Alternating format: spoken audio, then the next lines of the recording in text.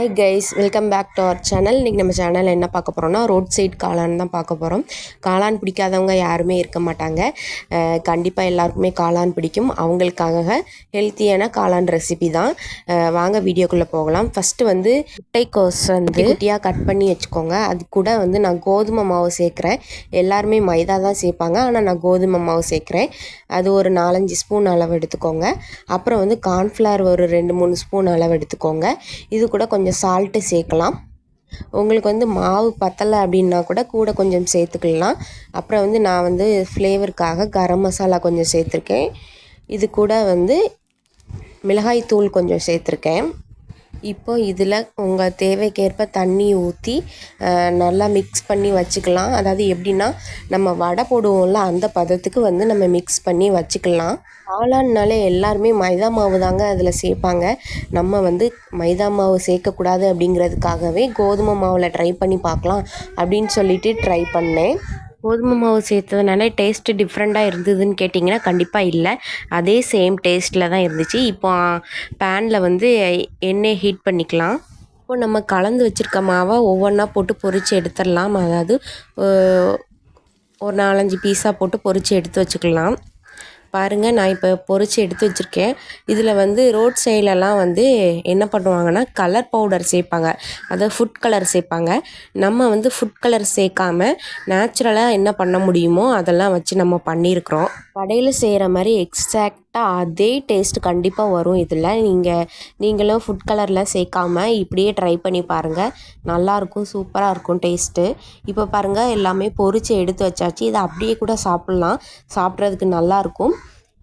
இப்போ வந்து நம்ம என்ன பண்ண போகிறோன்னா, கொஞ்சம் கொஞ்சமாக பிச்சு வச்சுக்க போகிறோம் இந்த வடை எல்லாத்தையும் எடுத்துகிட்டு.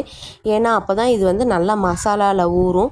அதுக்காக எல்லாத்தையுமே எடுத்து கொஞ்சம் கொஞ்சமாக பிச்சு வச்சுக்கிறோம். இப்போ பாருங்கள், ஃபுல்லாகவே நம்ம பிச்சு வச்சாச்சு. இதுக்கப்புறம் நம்ம நெக்ஸ்ட்டு என்ன பண்ணலான்னு சொல்லிட்டு பார்க்கலாம்.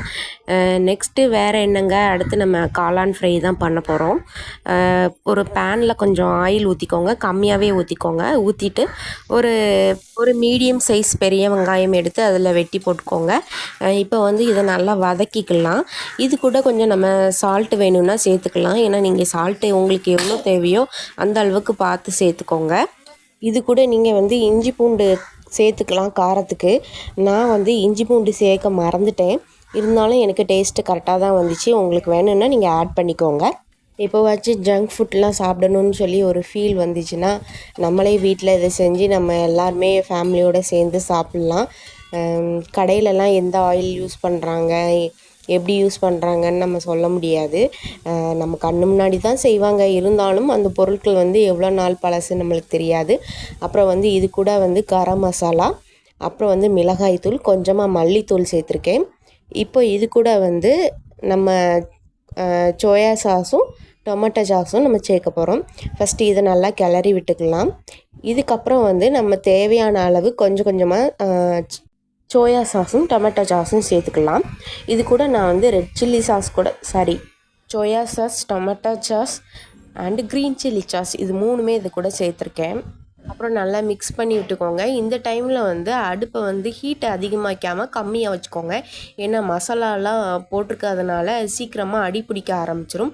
இப்போ வந்து கொஞ்சம் ஒரு 2 ஸ்பூன் கார்ன்ஃப்ளவர் மாவு எடுத்துகிட்டு அதை தண்ணியில் கரைச்சி இதில் சேர்த்துக்கோங்க. அப்போ தான் வந்து அந்த கெட்டி பதம் வரும். அதுக்காக தான் இது சேர்க்குறோம்.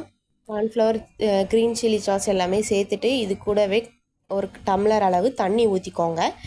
தண்ணி வந்து நீங்கள் எந்த அளவுக்கு அந்த முட்டைக்கோஸ் வடை மாதிரி போட்டு வச்சுருக்கீங்கள்ல அந்த அளவு நீங்கள் கம்மியாக வச்சுருந்தீங்கன்னா ஒரு டம்ளர் போதும். நிறையா பொரித்து வச்சுருந்தீங்கன்னா கூட கொஞ்சம் ஒரு 1.5 டம்ளர் கிட்ட தண்ணி ஊற்றி இந்த மசாலாவில் வந்து அதை நல்லா அப்சர்வ் பண்ணணும். அதனால் தண்ணி தேவைக்கு ஏற்ற மாதிரி நீங்கள் ஊற்றிக்கோங்க. 1 டம்ளரோ 1.5 டம்ளரோ தேவைக்கு ஏற்ற மாதிரி ஊற்றிக்கோங்க. இப்போ நம்ம பொரித்து வச்சுருக்க அந்த முட்டைக்கோஸ் வடையெல்லாம் எடுத்து நம்ம இந்த இதில் போட்டுட்டு நல்லா மிக்ஸ் பண்ணி அந்த மசாலா கூட ஒரு 5 நிமிஷம் வேக விடணும். எனக்கு வந்து நான் சேர்த்துருந்த அந்த 1 டம்ளர் தண்ணியே போதுமானதாக இருந்துச்சு எல்லாத்துக்குமே. இப்போ நம்மளோட ரோட் சைட் காளான் வந்து ரெடி ஆயிடுச்சு. இது வந்து நான் எங்கள் வீட்டில் எல்லாருக்குமே ரொம்ப பிடிச்சிருந்தது. நான் எல்லாருக்குமே டேஸ்ட் பார்க்குறதுக்காக கொடுத்துருந்தேன். எல்லோரும் சாப்பிட்டுட்டு நல்லா இருந்ததுன்னு சொல்லியிருந்தாங்க. நான் இது வந்து ஃபஸ்ட் டைம் இப்போ தான் பண்ணுறேன். இதுக்கு முன்னாடி பண்ணதில்லை. ஃபஸ்ட்டு ட்ரையே எனக்கு நல்லா தான் வந்துருந்துச்சு. நீங்கள் நான் சொல்கிறபடி செஞ்சிங்கன்னா உங்களுக்கும் கரெக்டாக நல்லா டேஸ்ட்டாக வரும். இந்த வீடியோ பிடிச்சிருந்தா ஒரு லைக் பண்ணுங்கள், உங்கள் ஃப்ரெண்ட்ஸுக்கு ஷேர் பண்ணுங்கள், மறக்காமல் சப்ஸ்கிரைப் பண்ணுங்கள்.